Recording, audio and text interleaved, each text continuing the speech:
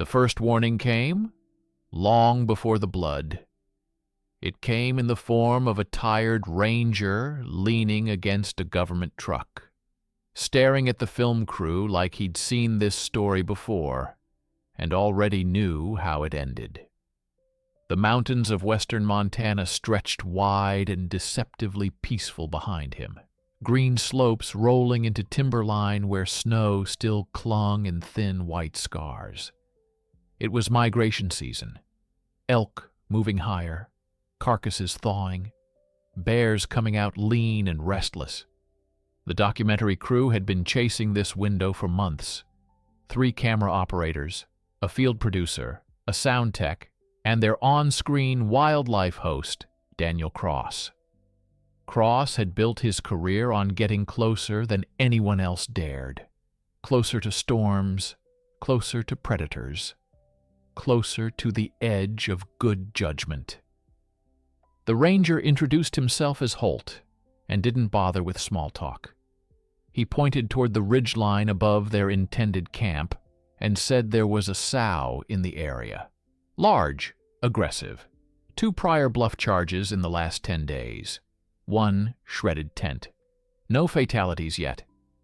The word yet lingered longer than the others. Cross nodded politely while already calculating angles in his head. An aggressive sow meant drama. Drama meant ratings. Holt made it simple. She's got cubs. You cross her line, she won't bluff twice. The crew assured him they knew protocols. Bear spray on every belt, electric perimeter fence around camp, food locked in canisters suspended from trees. They had permits. They had experience. They had cameras that could capture every breath of a predator from 200 yards away. What they didn't have was patience.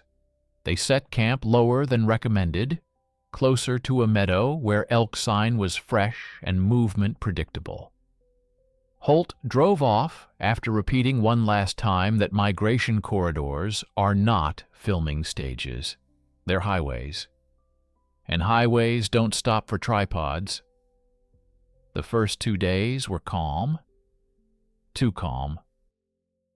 They captured wide shots of distant bears moving along the slope, silhouettes against the morning light. Cross narrated about the delicate balance between predator and prey, about survival and instinct, about respecting space. The irony went unnoticed. On the 3rd morning, one of the camera operators spotted tracks near the edge of camp. Massive. Deep impressions pressed into damp soil. The stride length indicated speed, not casual movement. A second set of smaller prints trailed beside them. Cubs. The crew debated relocating, but decided against it. Relocating meant losing time, losing light, losing money. Instead, they doubled the fence voltage and kept filming. By afternoon, they saw her. She appeared at the far end of the meadow, broad shoulders rolling under thick fur, head low, nose testing air. Even at distance, her size was undeniable. She wasn't thin. She wasn't weak. She was powerful and alert, scanning with the controlled focus of an animal that had learned the shape of danger. One cub followed close behind. The second lingered near treeline. Cross whispered into the microphone, voice trembling with excitement disguised as awe. "This is a protective mother," he said softly. "One of the most dangerous animals in North America." He took 3 steps forward for a cleaner angle. Just 3. Holt's warning echoed faintly in someone's memory, but ambition is louder than caution. The sow lifted her head immediately. Distance doesn't comfort a grizzly with cubs. It calculates threat. Cross raised a hand to steady the crew. "Hold position," he whispered, as if still directing a scene rather than stepping into one. The wind shifted. It carried human scent directly to her. Her posture changed in an instant. No roar, no dramatic display, just a hard, decisive movement forward. Not a full charge. Not yet. A fast walk, heavy pause, striking earth with intention. The cubs disappeared into brush. Cross kept talking, narrating the escalation as if words could control it. "She's warning us," he said. "We'll stand our ground." That was the mistake. Standing ground works for elk, not for humans facing a sow protecting offspring. She accelerated. The distance closed from 200 yards to 100 in seconds that felt stretched thin. Someone finally shouted to retreat. Tripods collapsed in panic. One camera kept rolling, dropped low and crooked but still capturing everything. Cross reached for his bear spray too late.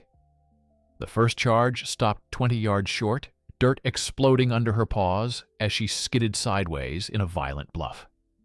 The ground trembled with the force of it. The crew froze. Some screamed. Some ran. The sow stood tall, huffing, jaws popping in rapid bursts. She was telling them to leave, to vanish, to erase themselves from her path. And for a heartbeat, it seemed like they might. Cross lifted the spray, hands shaking, but instead of backing away slowly as trained, he stepped laterally for a better frame, a better shot, a better story. The second charge wasn't a bluff. It came lower, faster, silent. A mass of muscle and fur closing the gap in less than 3 seconds. The camera on the ground captured the blur of brown filling the frame, the sound of impact, the sudden cut of human screaming swallowed by something heavier. The meadow erupted into chaos. Crew members scattered toward treeline, some dropping gear, others tripping over cables and roots. The sow made contact with Cross first, knocking him flat with a single sweep of her foreleg powerful enough to break bone. The sound was sharp and final. She didn't stay. Not yet. She wheeled toward another movement. One of the cameramen who had stumbled and fallen trying to escape. The meadow was no longer a filming location. It was contested ground. And the line they were warned not to cross had already disappeared behind them. The second impact was not cinematic. It was brutal and fast and close enough to feel the breath of it. The cameraman on the ground tried to crawl, fingers clawing at grass, slick with morning dew, but the sow covered the distance in a single explosive surge. She struck with her weight first, collapsing him into the earth, then bit down on his shoulder with a crushing force meant not to feed, but to disable. Grizzlies don't waste motion when cubs are nearby. They remove threat. The sound tech screamed from treeline, the high pitch cutting through the meadow. But screaming is just noise to an animal operating on instinct. Cross lay several yards away, gasping, ribs shattered under the force of the first blow. His bear spray lay useless in the grass, safety tab still partially engaged. The dropped camera captured it all from a crooked angle, the sky spinning, boots running, the sow's massive frame moving with terrifying efficiency. She released the cameraman only to spin back toward Cross as he tried to drag himself upright. Blood already stained the front of his jacket. He lifted one arm as if to ward her off, but there is no warding off 600 pounds of maternal defense. She struck him again, this time lower, jaws clamping into his thigh and shaking once, violently. The meadow filled with the sound of bone giving way. Then, just as suddenly as it began, she disengaged, not retreating far, just enough to reposition herself between the fallen men and the direction her cubs had vanished. She stood broadside, chest heaving, eyes locked on every movement at the edge of the field. The remaining crew reached the tree line in fragments, breath ragged. Some dropping behind trunks, others fumbling for spray they now realized should have been drawn minutes earlier. One of them managed to deploy it, the orange cloud drifting uselessly in wind that no longer favored them. The sow didn't advance immediately. She watched, calculated. A defensive charge ends when threat retreats beyond tolerance. But retreat had come too late. Cross tried to speak, voice wet and shallow. The cameraman beside him barely moved. From the ridge above, a shape appeared. Holt's truck cresting hard over uneven ground, engine pushed to its limit. He had heard the radio call seconds before the signal cut. He saw the sow first, then the bodies. He didn't hesitate. He exited the vehicle with rifle already shouldered, shouting in a voice trained for command, not panic. The sow's head snapped toward him. New threat. Larger threat. Closer to cub direction. She shifted again, stepping sideways, putting distance between Holt and her retreat path. Holt fired one warning shot into the dirt several yards short of her front paws. The crack shattered the meadow's chaos into sharp clarity. The sow didn't flee. She lowered her head. The second shot was not a warning. It struck high in the shoulder. The impact staggered her, but did not drop her. A wounded grizzly with cubs does not respond with retreat. She surged toward Holt in a burst of speed that erased distance faster than logic could process. He fired again, center mass this time. The third shot found deeper purchase. She stumbled mid-charge, momentum carrying her forward before her legs failed.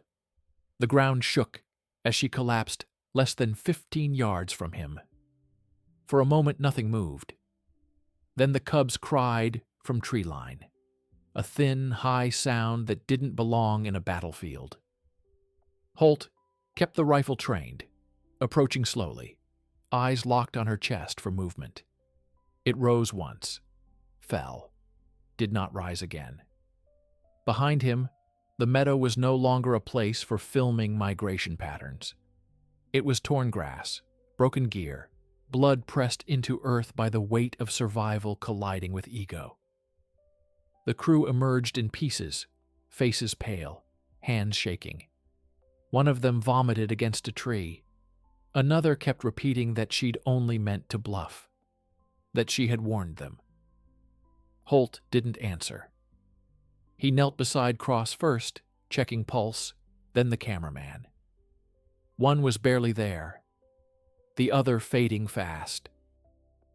He called for medevac, voice steady but lower than before. As the helicopter blades eventually thumped against the valley air, Holt looked back at the fallen sow. The cubs had gone silent. They would retreat deeper now, carrying a new lesson. Humans approach. Humans hurt. Humans kill. Migration would continue. It always does. But something had shifted in that meadow. The line between observation and intrusion had not just been crossed. It had been erased in blood. And cameras, still blinking red in the grass, had recorded every second of it. The helicopter lifted out of the valley with 2 broken men strapped inside, and the smell of blood still heavy in the grass below. The downdraft flattened the meadow one last time before silence rolled back in. Holt stood alone for a moment beside the fallen sow, rifle still warm in his hands. Up close, she looked even larger than she had during the charge, fur matted dark, where bullets had torn through muscle. Her jaw was slightly open, teeth exposed not in aggression, but in the stillness that follows it. He had seen this before. Problem bears, defensive shootings, reports filed and archived. But this one felt different. This one had been avoidable. The cubs remained somewhere beyond the tree line, unseen but not gone. Holt knew they were watching. Cubs learn fast. They learn what moves toward them, What smells like threat? What brings thunder and death?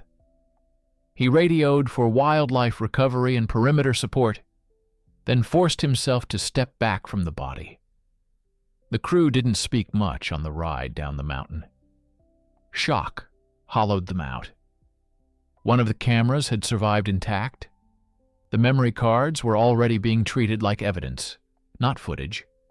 Evidence. At the ranger station, medics worked in silence. Cross was alive but unconscious, femur shattered, ribs collapsed inward, lungs struggling. The cameraman had lost too much blood before airlift. By evening, the confirmation came quietly. Fatality. The word hung heavy in the operations room. Holt sat across from the remaining crew as statements were recorded. The story began to shift under pressure. The first charge had been framed as unexpected. The second, unavoidable. But when Holt replayed the recovered footage frame by frame, the timeline told something else. Cross stepping forward after wind shift. Cross holding ground during the bluff. Cross moving sideways for a better angle instead of retreating. It wasn't malice. It wasn't cruelty. It was calculation misjudged, confidence overriding caution. The meadow wasn't neutral ground. It was a corridor, a migration line, and they had set camp inside it like it was a backdrop. By dusk, wildlife officers returned to the site to retrieve the sow's body and assess cub sign. What they found? Unsettled, even seasoned trackers. The cub tracks circled the perimeter long after the helicopter had left. They hadn't fled far. They'd stayed within range, moving in wide arcs, testing scent, memorizing space. One set of prints was noticeably larger than expected for its age. Strong, deep, aggressive stride.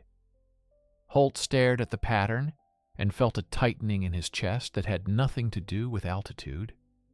Orphaned cubs don't simply vanish into wilderness. They adapt. Sometimes poorly.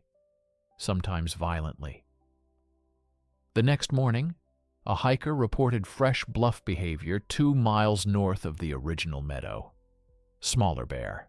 Quick charge. No contact. Holt didn't need confirmation. The migration line was still active. Only now it carried something new. Disruption. The surviving crew gathered their equipment in silence. The producer tried to talk about finishing the documentary, reframing it around the harsh realities of wilderness. No one answered. The raw footage already circulating among network executives showed more than harsh reality. It showed hesitation where retreat should have been immediate. It showed a warning ignored. That night, Holt drove back toward the ridge alone.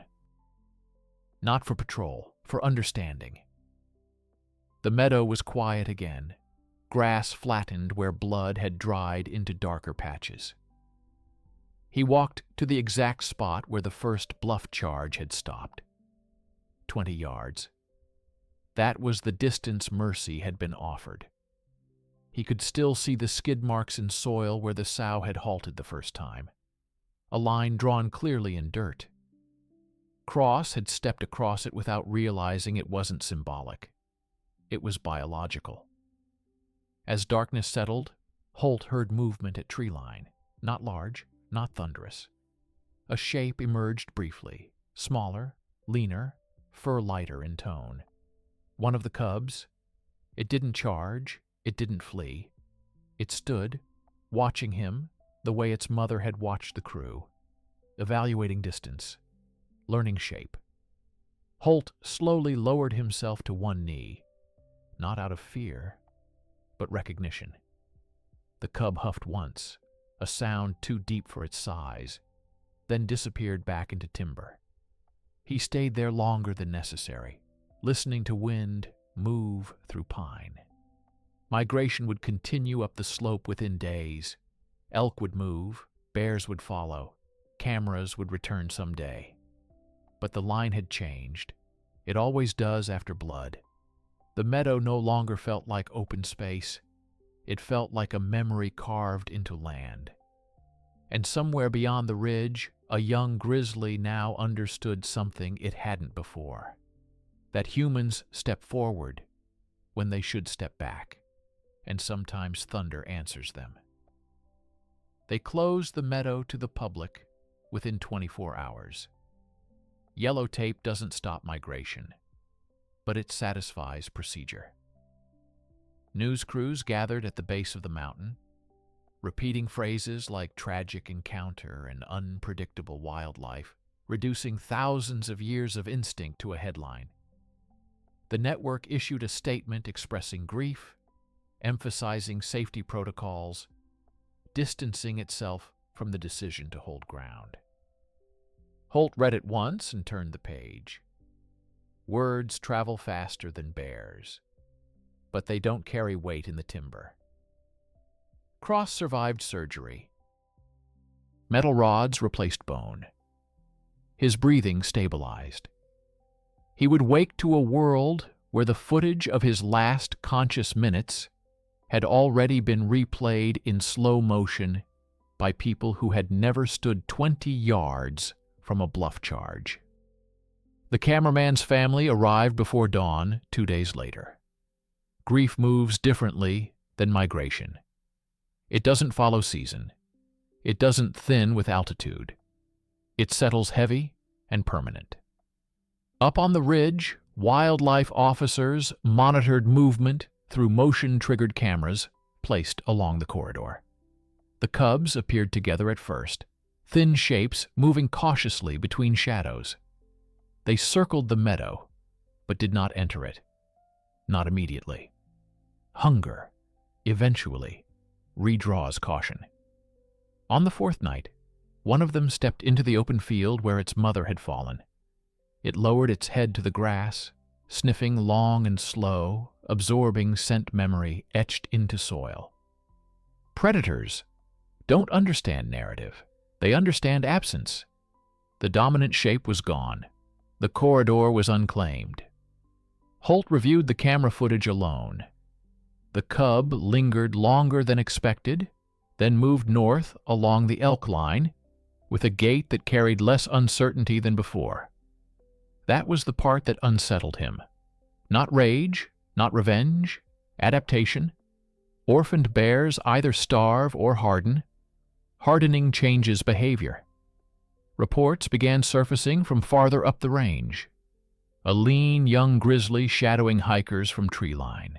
Quick bluff charges that closed distance faster than typical for its size. Not contact, not yet, just testing space. Learning how close humans stand before retreating. Holt hiked the corridor one last time before reopening partial access. He moved slowly, scanning sign, noting fresh scat, broken brush, claw marks newly carved into pine. The mountains looked unchanged from a distance. Blue ridges layered against sky, wind brushing the tall grass flat and upright again. But he knew what the landscape now carried. A memory of thunder. A lesson written in gunshot and bone. He stopped at the skid mark, still faintly visible in the meadow, the place where the first bluff charge had ended. 20 yards. That was mercy offered. 20 yards that could have preserved balance. He crouched, pressed his palm against the earth, and felt nothing supernatural. Just cool soil and wind. Wilderness doesn't hold grudges. It holds consequences. When the area reopened weeks later, new hikers stepped into the corridor with fresh boots and untested confidence. Rangers briefed them carefully now, emphasizing distance not as suggestion, but survival. Some listened. Some nodded without hearing. Migration resumed fully. Elk climbing, shadows following. The young grizzly was captured once on a distant ridge camera at dusk, larger now, shoulders beginning to roll with adult weight. It paused, nose lifted toward wind, carrying faint traces of campfire miles away. It did not charge, it did not retreat. It simply watched, calculating the invisible line that separates space from threat. Down below, the documentary would eventually air in edited form. The charge shortened, the hesitation trimmed, the warning softened in voiceover. But the corridor itself remained unchanged, a living highway where instinct overrides intention. Holt knew something the cameras could never fully capture. Predators don't escalate because they are evil. They escalate because a boundary shifts. And when humans stand their ground inside a migration line, the ground answers back. As twilight settled over the Montana range, wind moved through the meadow like nothing had happened there at all. Grass swayed. Light faded. Somewhere beyond sight, a young grizzly followed the elk north, carrying forward what it had learned in blood and thunder. The corridor remained, and it would always belong first to what walks it without apology.